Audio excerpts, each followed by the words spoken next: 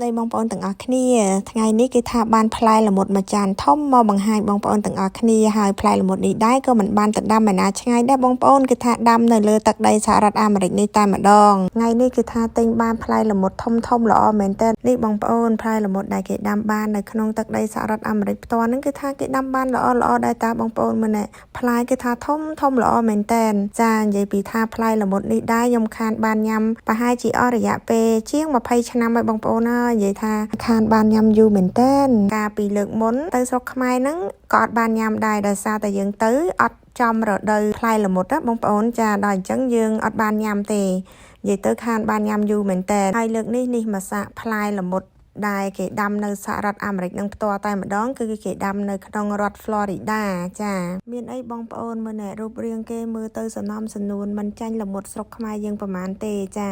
ប៉ុន្តែខ្ញុំក៏មិនទាន់បានភ្លក់រសជាតិថាផ្អែមឬក៏រសជាតិយ៉ាងម៉េចដែរចាំមើលនៅពេលបន្តិចទៀតនេះខ្ញុំនឹងពុះបង្ហាញជូនបងប្អូនហើយនឹងភ្លក់រសជាតិមើលទាំងអស់គ្នាថាតើរសជាតិយ៉ាងម៉េចដែរចាហើយបងប្អូនផ្លែល្មុតនេះគឺថាធំល្អមែនតើ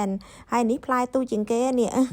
ចាផ្លែទូជាងគេហ្នឹងប៉ិនផ្លែល្មុតថ្មយើងនៅស្រុកខ្មែរចាប៉ិនកដៃយើងហើយអាមួយហ្នឹងគឺទូជាងគេបងប្អូនខ្ញុំរើសយកអាទូជាងគេហ្នឹងមកមួយគឺថាប៉ិនផ្លែល្មុតថ្មនៅស្រុកខ្មែរយើងហើយក្រៅពីហ្នឹងល្មុតហ្នឹងសិតតែធំទាំងអស់ហើយមានអាធំជាងហ្នឹងទៀត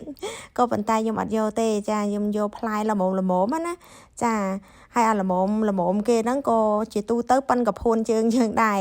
ហើយអាទូជាងគេហ្នឹងប៉ិនកដៃយើងហ្នឹងចាហ្នឹងទូជាងគេមានតែមួយផ្លែហ្នឹងទេហើយខ្ញុំរើសយកមកមួយនិយាយទៅផ្លែល្មុតភាគច្រើននៅទីនេះគឺថាផ្លែធំមែនតើបងប្អូនចាមិនដឹងថាពូជដូចនៅស្រុកខ្មែរយើងឬក៏ខុសគ្នាទេប៉ុន្តែភាគច្រើនផ្លែគឺថាធំណាស់ហើយបើសិនជាលក់នៅតាមផ្សារមិចស្កូវិញគឺថាធំប៉ិនកំភ្លៅយើងតែម្ដងនិយាយទៅផ្លែវាប៉ិន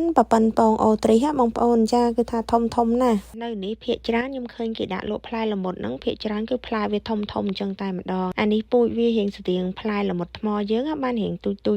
ចមានអីអញ្ចឹងខ្លះបើសិនជាផ្លែល្មុតមកប្រភេទទៀតដែលខ្ញុំឃើញគេលក់នៅតាមទីផ្សារទូទៅដែលគេដាក់លក់ហ្នឹងភាគច្រើនគេថាធំណាស់បងប្អូនចាផ្លែប៉ិនក៏ផ្លូវយើងណាចានិយាយទៅផ្លែល្មុតមួយសឹងថាកន្លះគីឡូទៅ1គីឡូអីបងប្អូនចាធំណាស់ហើយងាកមកល្មុតមួយចាននេះវិញហ្នឹងផ្លែទូហ្នឹងបងប្អូនចាខ្ញុំទៅមិនឃើញលើកទី1ឯដែលឃើញមានផ្លែល្មុតទូចអញ្ចឹងហើយផ្លែល្មុតនេះគឺដាំដោយម្ចាស់ចម្ការផ្ទាល់គឺគាត់ដាំនៅក្នុងរដ្ឋ Florida ហើយគាត់យកមកលក់ផ្ទាល់នៅក្នុងរដ្ឋ California តែម្ដងដោយសារតែឃើញផ្លែល្មុតហ្នឹងផ្លែវារូបរាងខាងក្រៅសបកវាម៉ត់រលោងស្តៀងទៅនឹងផ្លែល្មុត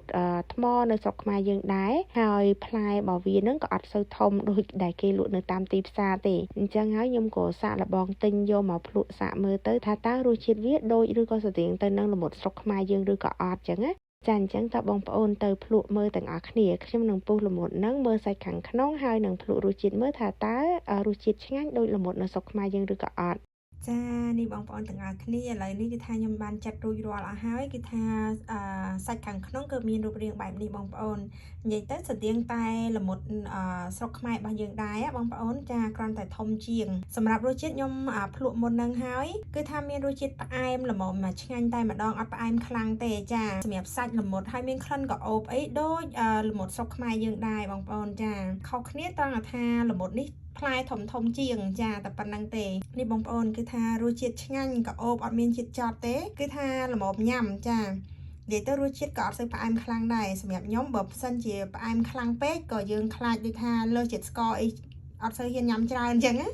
ចានេះគឺថាល្មមផ្អែមមកល្មមញ៉ាំតែម្ដងចាមានអីបងប្អូនឆ្ងាញ់